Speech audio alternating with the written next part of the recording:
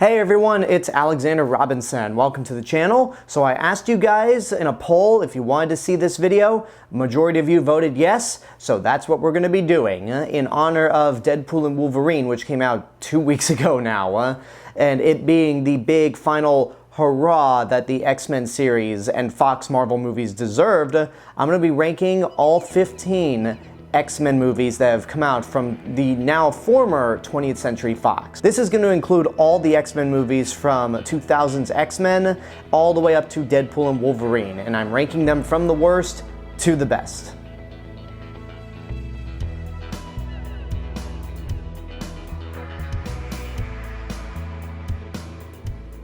Before we get this list started, I want to say that the reason I'm not including movies like Daredevil, Elektra, or the Fantastic Four movies is because I haven't seen those movies in a long time, so they're not as fresh in my memory as a majority of the X-Men movies are. And plus, all of these movies were made at a time where, yeah, one studio was making all of them, but they all existed within their own universe. They didn't share the same continuity with each other like the MCU. There was no multiverse concept yet, so I feel no need to mention those movies. But rest assured, when the Fantastic Four First Steps finally comes out next year, I will be reviewing all the Fantastic Four movies leading up to it. And also, this list is my own personal opinion. If there's an X-Men movie that you really love that's listed lower on this list, then that just means I didn't enjoy it as much as you did. And finally, if you're not subscribed to the channel and you like this video and want to see more movie-related content, then you can go ahead and hit that subscribe button and the bell button to get notifications when I release a new video. So with that being said,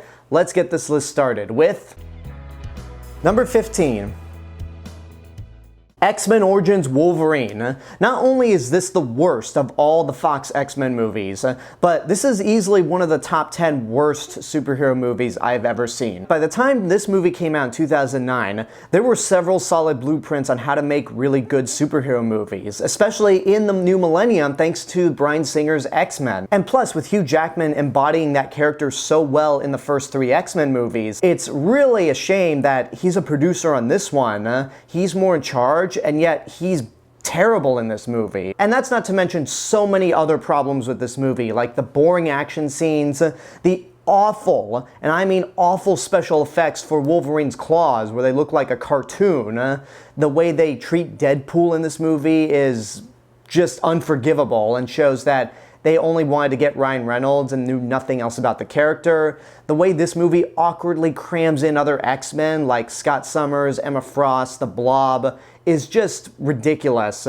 To me, this movie embodies everything wrong with comic book movies in the 2000s. Because, in my opinion, I don't think that decade was as great for comic book movies as the 2010s were. Because we got the first 2 X-Men movies, which are really good, the first 2 Spider-Man movies, which are great, Nolan's first 2 Batman movies, which are fantastic, Iron Man, and that's pretty much it. Everything else was just either boring or flat out terrible. So for X-Men Origins Wolverine to come out and be the last superhero movie of the 2000s is in a way poetic. There really isn't anything good about this movie except for the fact that even Fox themselves acknowledged how much of a piece of shit this was, to where most of the movies that have come out since then, like Days of Future Past and the Deadpool movies, have tried to erase this from existence. So when a studio acknowledges that they've screwed up royally, that goes to show you how bad this movie is. Number 14. Dark Phoenix. Now, I remember when this prequel series of X-Men movies started with First Class. It was a great kickoff. Days of Future Past, in my opinion, was better. Apocalypse wasn't good, but it's like, you know what? We can go ahead with a 4th movie if we fix everything that went wrong with Apocalypse. This one had the same impact as X-Men Origins Wolverine, where it's like, no, this is awful. This is absolutely atrocious, and it's fitting that this came out 10 years after X-Men Origins Wolverine. It's a boring story, which is made even more inexcusable considering that this is the second time Fox attempted to do the Dark Phoenix plotline, and this is a movie dedicated to that plotline. The fact that they ruined it twice is even more indefensible. The acting's pretty bad from everyone. The movie is set in the 90s, and yet James McAvoy and Michael Fassbender have not aged at all. They all look like as they did in X-Men First Class, which took place in the 60s. The special effects are terrible, and it ends in a way that is just not satisfying whatsoever. The best memory I have of Dark Phoenix doesn't even have to do with the movie itself. It has to do with the way I saw it, because I saw this at the press screening, and about 10 minutes before the movie ended, some idiot kids out in the hallway pulled the fire alarm, which caused everyone to evacuate. And it turned out to be a false alarm, so the theater went, okay, for everyone who was doing the Dark Phoenix press screenings, you can head back to your theater and we'll just kick off the movie from where you left off before that happened. So that's the best memory I have of this movie, because there's nothing else that really works about it. Number 13. X-Men Apocalypse. Out of all the X-Men movies, this one may have actually been the biggest disappointment of all of them, because I really loved First Class and Days of Future Past, so I was really excited to see what this third movie would offer. And the fact that they were bringing in younger versions of Jean Grey, Scott Summers, and Storm made me excited as well. And plus, it looked more like X-Men than the original 3 movies did. And yet when it came out, I initially gave it a positive review, but it hasn't aged well at all. Apocalypse as a villain is not all that interesting, and you can't even tell it's Oscar Isaac because he's covered in pounds of makeup that it could have been anybody. Even his voice doesn't give you the impression that it's Oscar Isaac. Thank God he did Moon Knight, because he needed a better Marvel project. The acting is pretty subpar from a lot of these actors. This is the point when Jennifer Lawrence was starting to get sick of playing Mystique, and you could clearly tell in her performance that she didn't want to be here. I thought Sophie Turner and Olivia Munn looked great as both Jean Grey and Psylocke respectively, but acting-wise, I thought they were just kind of bland. Michael Fassbender and James McAvoy are still as great as ever, but the movie is just overall mediocre. I didn't see a reason to have a Wolverine breakout scene once again. It just kind of distracts from everything. And also, the movie kind of shoots itself in the foot by calling to attention the fact that third movies are always the weakest. Well, at least until Dark Phoenix. And this especially hurts because I saw this at the press screening the weekend Captain America Civil War came out. So that movie was very fresh in my mind, and when that joke came up in the movie where Jean Grey goes, well, we all know the third one's the worst, I thought, ooh, that doesn't work, because Civil War proved that the third movie can be as good as the others, if not the best. I don't hate this movie like I did Dark Phoenix and X-Men Origins, but it's just not good. Number 12. X-Men The Last Stand. Now, full confession, I did not see the first 2 X-Men movies when they came out in theaters. I just didn't have much of an interest in seeing them, and I'll tell you why when I get to those 2 movies. So, The Last Stand was the first movie I saw in theaters, and because I had no prior knowledge of the other movies, I just thought, yeah, it was fun. I liked it.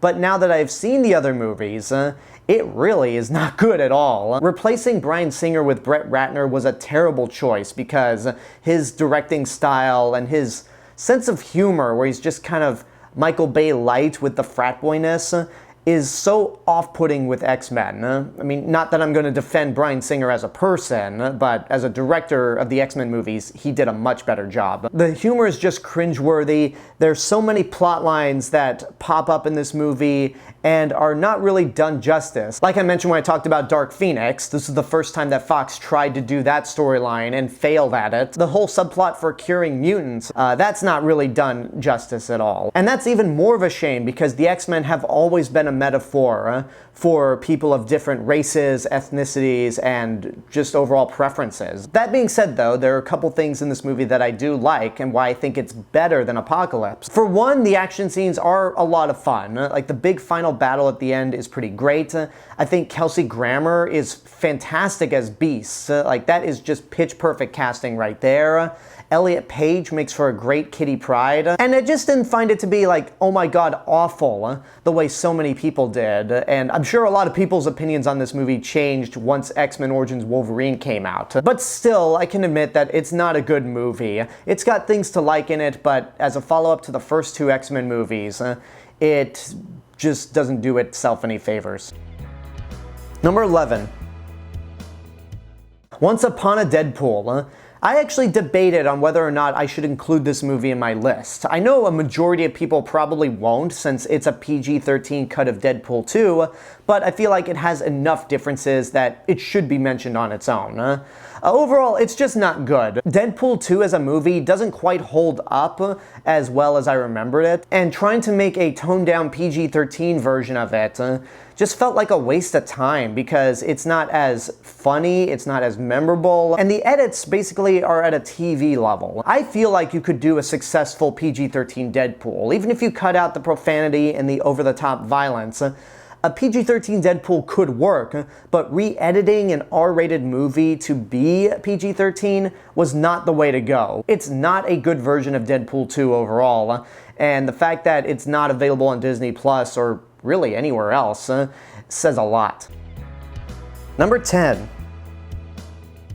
The New Mutants. Now, this is the movie that I regard as the best of the bad X-Men movies because I was looking forward to it when this was announced. At this period of time, Fox was experimenting with the X-Men series. They released Deadpool, which was rated R. They then released Logan, which was also rated R and had a modern Western feeling to it. So when they announced that The New Mutants was going to come out and that was going to be basically a superhero horror movie, that was exciting, but the movie kept getting delayed several times over, and by the third delay, I was just not looking forward to it at all. And then the pandemic happened, theaters were shut down, and New Mutants got delayed even further, so when it was announced that they'd actually be showing it as a drive-in movie at the Rose Bowl, I thought, okay, this is my opportunity to finally see the movie and to get out of the house. I'll mask up, drive down there, and just enjoy this movie from my car.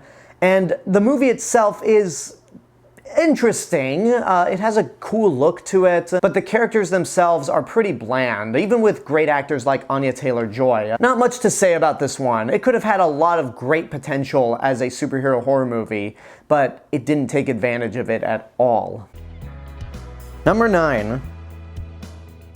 The Wolverine.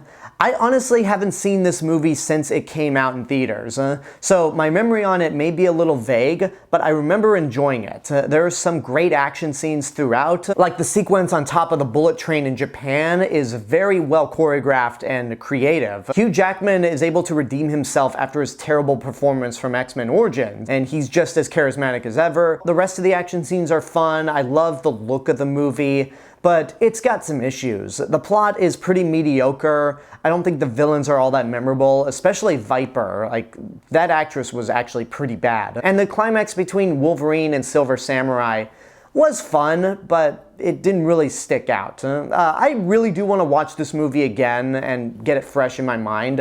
I just didn't have the time prior to doing this list. But from what I remember, I enjoyed it, and I think this was pretty much James Mangold's test run before he made the Wolverine movie that he actually wanted to make. Number 8. X-Men. Now, I did not see this movie when it came out in theaters. I was very much aware of the X-Men from the comics, but when this movie came out, I just thought, this doesn't look like the X-Men at all. Like, it just didn't look appealing to me. And back then, the only superhero that I really cared about was Spider-Man. So with this looking nothing like X-Men, I thought, well, I'm not gonna see it. So once I finally got around to watching it, I found it to be pretty good. I mean, yeah, the costumes look nothing like the X-Men, and there are some characters that the movie doesn't get right. Like Rogue, for example. Anna Paquin does a good job, but she's not really the Rogue that we all remember from the comics or even the animated series. Halle Berry as Storm in this movie, I don't think is all that good, especially with that infamous line about toads, but it has more good aspects to it than not. The social commentary and what the X-Men have always represented is there. It takes itself a little more seriously than the superhero movies of the 90s, and this movie was pretty much responsible for kicking off the new millennia of comic book movies. Sir Patrick Stewart and Sir Ian McKellen are perfectly cast as Professor Xavier and Magneto, respectively, and the movie gave us Hugh Jackman as Wolverine, one of the most brilliant casting decisions ever, and 24 years later, it's really going to be difficult to find somebody to fill his shoes as Wolverine because he's that good. It's a fun movie, and certainly one of the better superhero movies that came out in the 2000s. Number 7. Deadpool 2. Now that I got the PG-13 cut out of the way, I can finally talk about Deadpool 2 proper, and this movie didn't really age well for me since I first saw it. And even then when I first saw it, I was confused by how so many people were saying it's better than the first one, because I don't think the direction by David Leitch is as good as with Tim Miller in the first movie. There are some points where Deadpool's jokes did start to grate on my nerves. And then the whole plotline with Russell just didn't really add up. Like, I couldn't buy into the fact that Deadpool wanted to protect this kid, and because he's such a spoiled brat and such a pain in the ass, I thought, let Cable kill him. Like, let Cable take care of this and protect the future. But it does have some things going for it. I think a majority of the jokes work really well. Ryan Reynolds still does a great job as this character. The introduction of Peter is a lot of fun. Josh Brolin looks great as Cable, and he gets that character down. And I think Zazie Beetz was perfectly cast as Domino. And I really do hope that they bring this character and her herself into the MCU because she's that good. Even with this movie kind of souring over time, I still really like it. And the mid-credit scene where Deadpool travels to X-Men Origins Wolverine to kill the fake Deadpool, and then traveling again to kill Ryan Reynolds before he starts filming Green Lantern, was pretty funny. They were the nice final nail in the coffins for those god-awful movies. Number 6. X2, X-Men United. Now, this was a movie that I actually did see shortly after it came out on DVD. I didn't see it in theaters, and even then, back then, I didn't see it as a whole and didn't understand what was going on. But when I finally sat down to watch the first two X-Men movies in my adult years, I found this sequel to be infinitely better than the first X-Men movie. We get more of a background on Wolverine's past, the action scenes are much better, the characters are better this time around. The Nightcrawler sequence in the White House is great, and Alan Cummings as that character is great casting. It's just a better movie overall, and proved that while the first two X-Men movies didn't really nail the look of the X-Men, the subject matter and what the X-Men represent is very much there. It's a really good movie, but the reason I don't have this on repeat is because there are 5 X-Men movies that I would prefer to watch over this. Number 5. Deadpool and Wolverine. Even though this is considered to be part of the MCU's multiverse saga, it doesn't take place in the MCU timeline, the sacred timeline. So I think it's fair to rank this as part of the Fox X-Men series. I've already talked about this movie recently enough on this channel, so I'm not going to spend a whole lot of time on this pick. Basically, it's a really good final hurrah for the Fox X-Men series, and the Fox era of Marvel movies in general, even though I think they've made more bad movies than good ones. That's not the point. And it works especially well considering Deadpool's meta sense of humor. It breaks the fourth wall with these meta jokes. The idea that Wolverine's death in Logan caused the end of this timeline, and effectively the series, makes a lot of sense. Bringing in Channing Tatum as Gambit is a really nice inside baseball joke if you've been keeping up with the production history of some of these movies. And it's great to see Hugh Jackman finally wear a comic accurate costume right down to the cowl itself, and he rocks it. It's a lot of fun. It's bloody, it's gory, it's hilarious, and it's my favorite of the Marvel multiverse movies because of its meta sensibility and the fact that it ends the Fox era of Marvel movies on a high note. Number 4. X-Men First Class. After X-Men Origins Wolverine came out, I told myself, yeah, I'm done with Marvel movies unless they're part of the Marvel Cinematic Universe leading up to the Avengers. So when First Class came out, everyone was saying how good the trailers were, and I thought, nope, it's not going to be good. Like, I was defiant in this not being a good movie, and oh boy was I wrong. What really works about this movie is the 60s sense of style to it. Matthew Vaughn brings a classic James Bond feeling to it. The movie looks fantastic, and the cast is spectacular. James McAvoy and Michael Fassbender make for great younger versions of Charles Xavier and Magneto. Jennifer Lawrence is great as Mystique, and I think brought more to that character than the actress from the first 3 X-Men movies did. Henry Jackman's score is great, the action's a lot of fun, but the movie does have some issues. I don't think the makeup for Beast looks all that good, which thankfully they'd fix in Days of Future Past. January Jones as Emma Frost is actually really bad. Like, she looks great. She looks like a classic Bond girl from the 60s, but acting-wise, she's a piece of wood. The special effects are pretty terrible, and what they do to Darwin,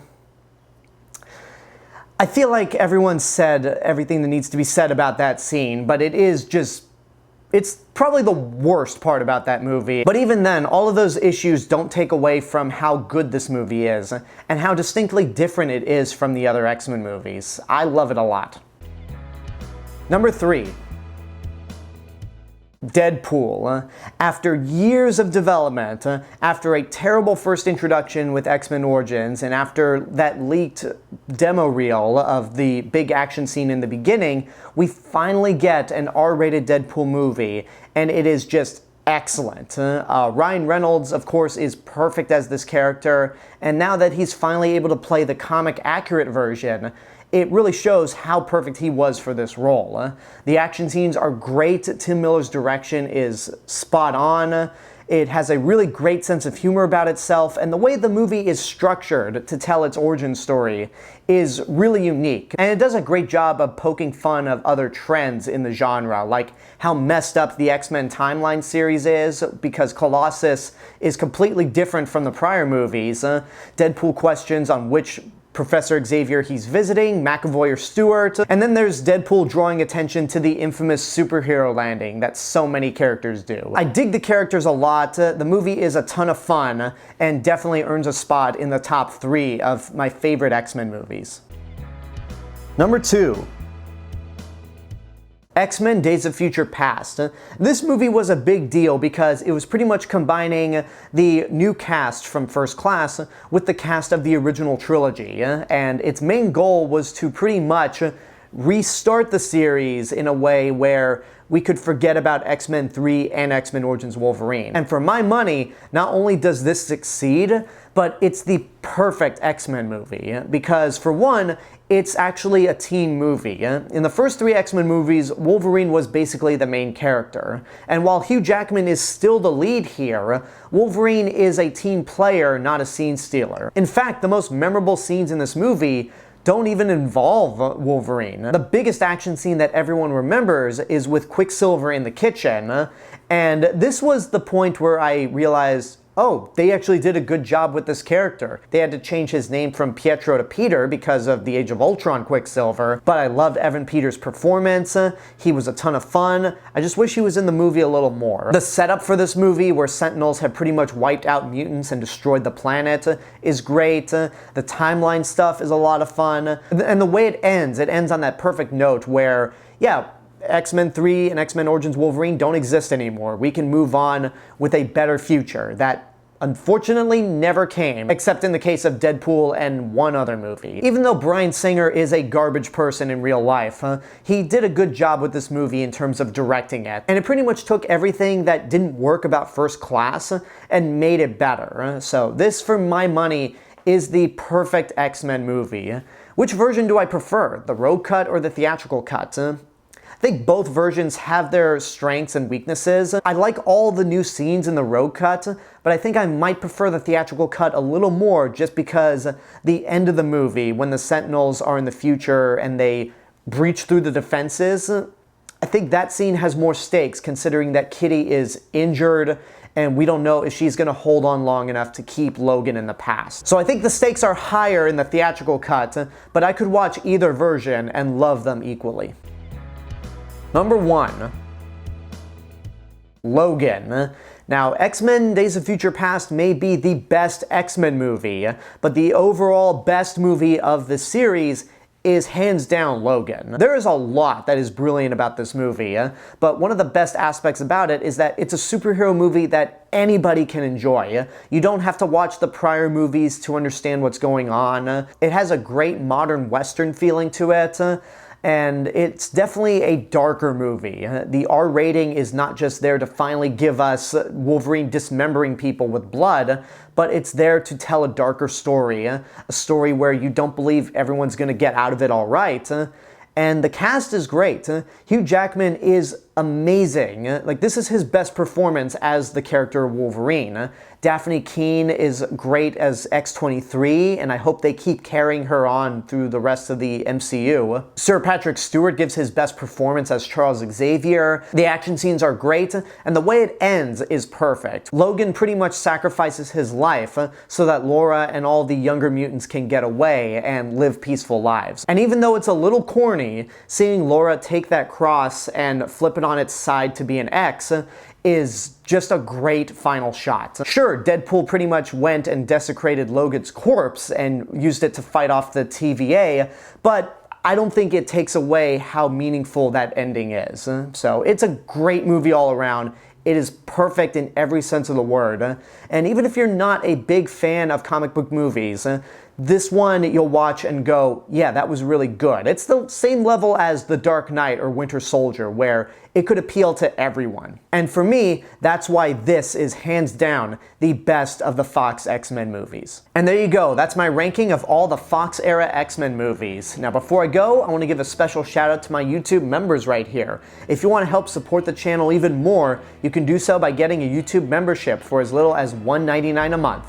Not only do you get early access to all of my videos, and not only do you get credited right here for being a member, but you get access to exclusive content that no one else gets to see.